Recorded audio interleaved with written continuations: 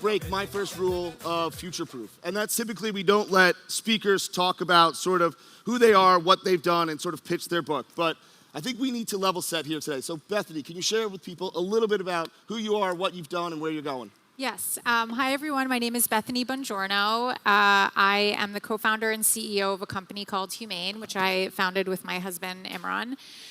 We both met working at Apple, and Imran spent about 22 years at Apple, started as an intern in 1995.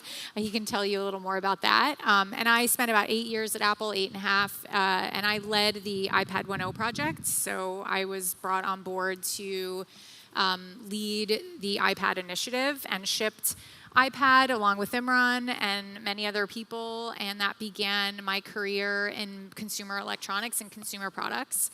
And so spent some time at Apple shipping a lot of great things and left with Imran in 2016 to begin what was next and start our next company called Humane. Imran, I mean, your name is all over the patents for the iPhone, so let us know what you were doing while you were at Apple as well. I was messing about the entire time. Yeah. I started at Apple in '95 as an intern. It was my first job, actually, and came up with some interesting stuff with a bunch of colleagues that was eventually called multi-touch, and that multi-touch framework is something that was embedded in all of the products that Apple did from about 2007 onward. So everything from the iPhone to the iPad, the watch, even Apple TV for people that who use Apple TV. So quite a bit of work there. Also worked on the Mac for a long time prior to that. Great team, great vibe, great company, great first job. Yeah, I would imagine. That's a great first job. So I don't want to spend too much time talking about the past, but if there was one element for design on the iPhone, the iPad that you've created, what's like your favorite design piece that you've created? You know, I think the most everlasting piece is the home screen. The piece that actually defined a smartphone to begin with is just that organizational aspect of being able to look at all of your applications, go in directly, have a very focused experience, and then come out of it through a different type of back button or swipe or whatever. All that stuff is ever changing, but the fundamentals of what a smartphone is still remain the same. That's awesome. Yeah, 6 billion on the planet now use Yeah. the fundamentals of what was created back then. So I think that's true. That's it. So with that, do you feel like you have a little bit of responsibility for where tech goes next? What is that, like, how do you guys think about that, you know, in the office, in the culture? Like, how do we make tech better? How do we bring back that human side of technology? Yeah, I think, you know, Imran and I obviously played a role in defining in a lot of ways how people interact with technology today. And I think when we're very proud of the work that we did and obviously still proud of it, but I think there was a moment when we left where we saw kind of the negative impacts of some of the things and really wanted to figure out how we can set the path in the right direction for the next several decades of innovation when it comes to compute, especially with AI and the emergence of that, and how we can build a platform to bring AI to the masses in a way that, you know, maybe we're thinking not only about how to get it right, but how also not to get it wrong. Yeah, second that. Gotcha. So when we think about AI, though, right? Like, to me, AI is like the driverless car. But how do you think about it differently, right? You guys aren't building a driverless car. So where does AI play for you guys and what you're trying to do? Yeah, you know, AI is actually a pretty old concept. I remember reading AI journals when I was in high school. There was a magazine called AI Expert, I think, that I used to read a lot of. And the promise of AI is to really allow for a lot of this heavy computation to be done so that you don't have to do it. So we are partners with a company called OpenAI. They're a great partner for us at Humane. And if you look at just what's happening in the image creation space with DALL-E, all of that stuff is just incredibly amazing in terms of like diffusion rendering. And that's essentially taking all types of images that come from a single prompt, using a massive training database of images that have been scoured from the internet, and then also segmented so they can be created and put into place. It just is a very, very interesting showcase to help you understand the power of AI as applied to everything that we understand today. The promise is that if you can have compute work alongside you, you can have far less of a control burden for using compute today. And that's one of the things that gets us incredibly excited, is that when we actually create the right kind of platform, the right kind of interface for AI, it allows you to be really someone that is less burdened but more capable. Yeah, I think that we think a lot about the fact that we want more tech, not less. I think some people view Humane as an anti-tech movement. Well, we're a more tech movement. We want more of it. We want more compute. We just want it in a different way. We want it to feel easier to use. And I think with the amazing things that are going on in the space of AI, we have the opportunity to create something that allows you to feel superhuman without the burden that you feel using a smartphone, as an example. So there has to be, though, some responsibility, right, in our relationship and how we interact with technology. I think a lot of that is defined through the smartphone, right, and us having a computer at our fingertips. What do we need to do to build a better relationship with tech? You've got to build better companies that actually build better business models that can really put people first. One of the things that we really care about Humane, and it's even in our name, is that as technology becomes something that recedes to the background, becomes more and more invisible, then who's actually looking after the people that are using it? And that really comes back down to the philosophy that the companies are actually born from, the missions and the charters that they choose to go forward on. It really comes down to the right kinds of business models, the right kinds of values. That's our responsibility as founders, but then also to influence the future companies that come forward and work in this space that becomes less overt in terms of the types of technology that's driving it, and the stuff that is actually more ephemeral and invisible. So we had a speaker on Monday morning who opened up the conference. She's the head of product diversity and inclusion at Google, and how they think about building products. And she said, we can no longer say that we had intent. We have to actually have impact. We have to have the right people in the room. How do you go about building that impact with your technology now, as opposed to just saying, oh, well, we didn't unintentionally do that. She's saying that's not enough anymore. You have to your products have to have impact. What does it mean to create products that have impact? I think for us, to Imran's point, that we started with our values at Humane. Before we even knew what we were going to build as our first product, we thought about why a company like Humane needed to exist and what the values would be. Our values are trust, truth, and joy, and they guide every decision we make. They guide every conversation we have, our relationship with our partners, how we build, how we show up for one another. But we also started with the idea and the statement that diverse teams build better products, that we stated that as a fact. It's not something that's debatable. And we also ensure that the environment that we are building in is very inclusive and very collaborative, and that every product decision that we're making, we're bringing a lot of people to the table to make sure that we're looking at it from a lot of different perspectives. So I think part of the responsibility is not keeping your head in the sand, but rather creating great design through great dialogue, which is something Imran always says, and I think it's a critical part for building for humans requires that you have a diverse set of people at the table. Yeah. So with that, though, the more people you get at the table, it's harder to make decisions, it's harder to move things along. Where is that fine line between, okay, we have too many people in here, or we have the right group to make this decision? Like, where's that sweet spot?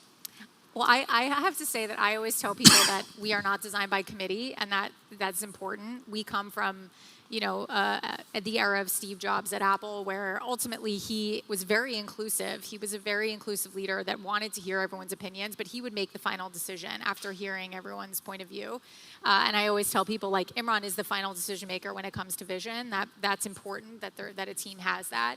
But that leader and that person has to be someone who is open to having their mind changed. That's also something we talk about a lot, which is if you're not coming into the room and coming into the conversation willing to have your mind changed, then we're not really having a discussion. This isn't really an open conversation. So I think ultimately we allow for that debate, but Imran will make the final call if we don't all agree on something together when it comes to the vision of the product. What's something that you've had your mind changed about, Imran? coming here. I had my time completely. No, so as we think about, themes and the future, sort of what themes do you guys see playing out in tech on a go-forward basis? I think the emotional connection to our devices is going to be something that we're going to start to take a deeper look at. The fact that we actually coexist with devices that know everything about us, and the fact that they're more important than anything that's ever been created. If you just think about the impact of the portable mobile compute devices that we actually use today, they're far more important than anything that's ever been created, right? Far more important than any building that's ever been architected. They're used more. You spend more time with those devices than you do in any other building. Far more important than any aspect of fashion, the types of clothes that you wear, you care more about how you're seen and reacted to with these types of devices. So that sort of emotional and data mind field that exists, that's completely personal, is something that I think people are going to have to start to take a lot more consideration around. That data is pretty priceless, and you should care about it. And so all the implications that come with data and privacy are things that are definitely going to be in the forefront. Yeah, and we talk a lot about the fact that things are out of balance. I think we, as users of these devices and technologies, don't realize the value in our own data. We also don't have control over it. And I think another really big focus at Humane is how do we put the human back in control? How do we take back control as the user of these devices, of our own data and of our own decision making?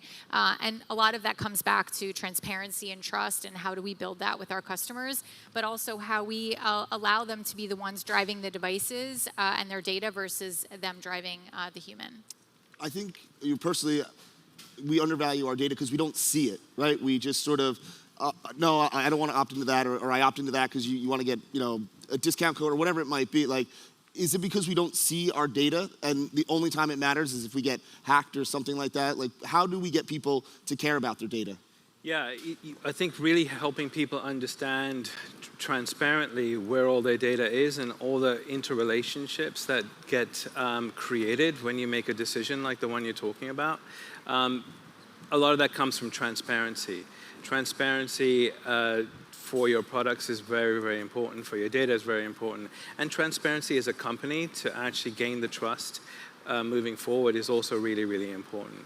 So it's really a threefold piece like that. You do have to really have the right intentions to really have people understand the value and the importance of what you're endeavoring to do. Yeah, and a lot of that comes back to the business model, right? A business is going to make decisions based off of their business model at the end of the day, not based off of their customers. And so if you, from the beginning, have a business model that is not in line with what's best for the customer, then you're not going to make the best decisions for them. So I think it comes back to the intent and transparency along the way. So how did things get so out of whack and out of balance, relative to our data, whatever it might be, our relationship with our smartphones? How did we get past that tipping point? It's probably easier to blame a few companies for this, but the reality is it does come down to people looking at individuals and customers using products as truly expendable.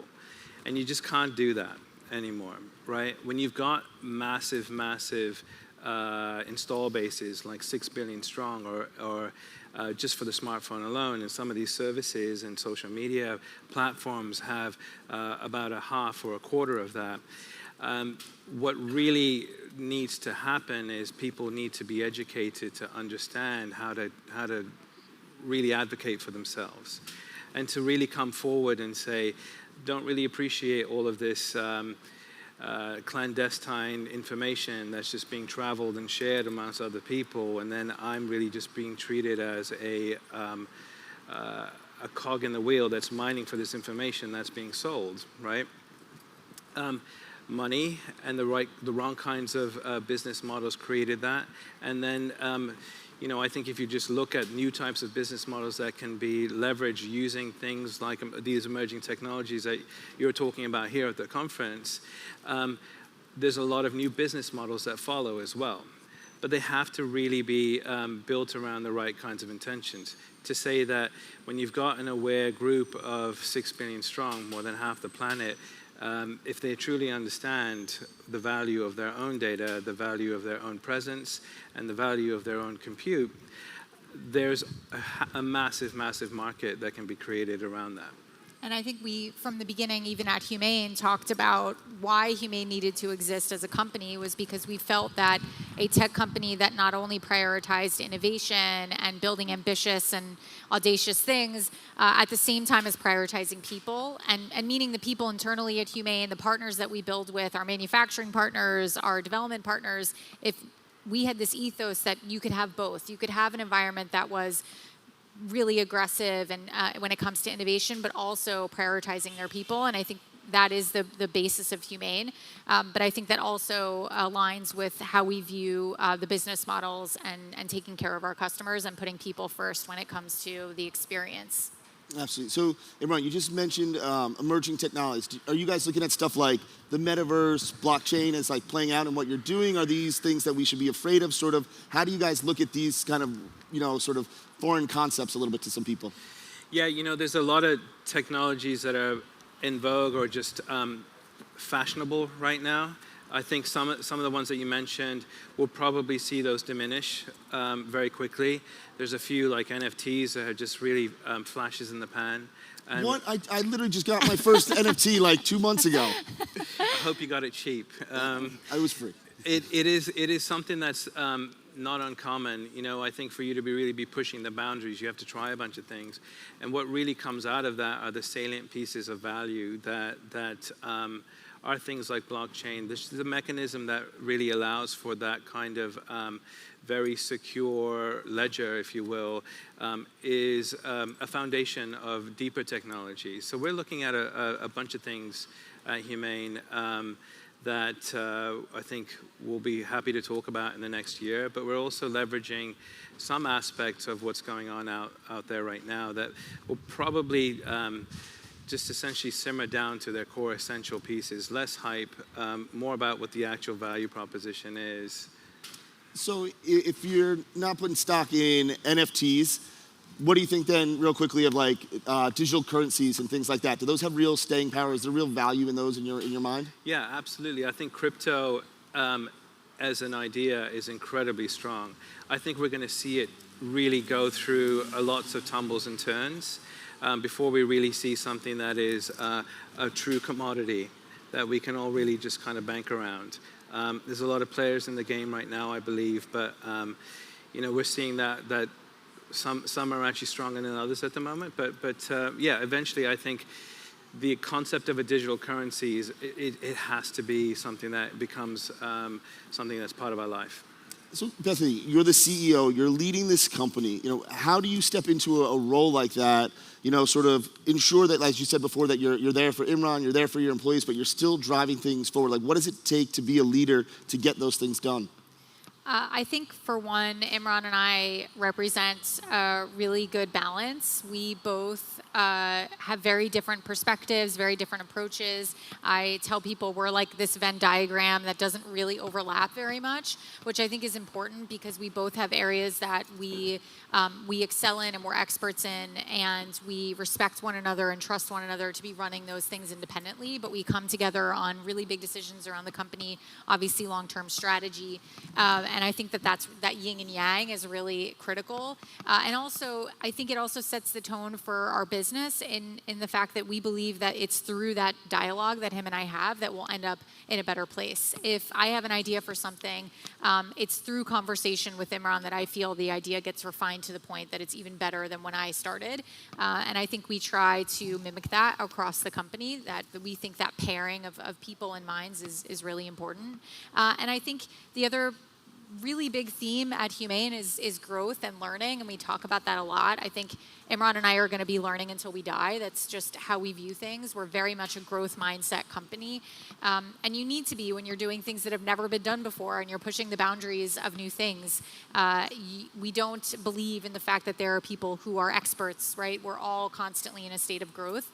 And I think that allows us to have really good conversation and be really open-minded and get really curious when there's something that we don't understand. And it's in those moments that you have those the team members that step forward and say, like, I have a crazy idea.